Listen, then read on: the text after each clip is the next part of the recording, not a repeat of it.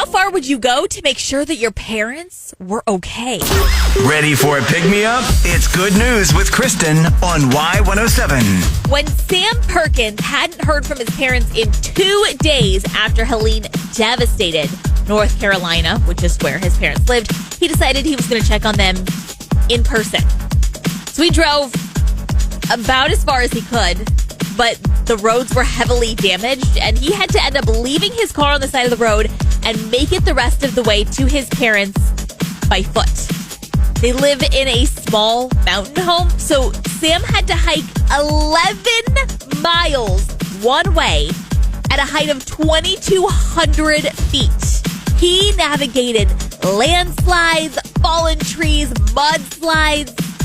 After 3.5 hours of grueling hiking, he finally reached his parents' home, and they were okay. They had no electricity, they had no cell service, not a lot of water, but they did have food and propane.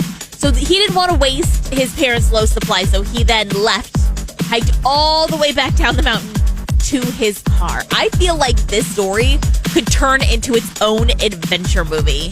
Good News with Kristen. Catch every episode on demand now under podcast at Y107.com, on the Y107 app, and subscribe where you get your podcast.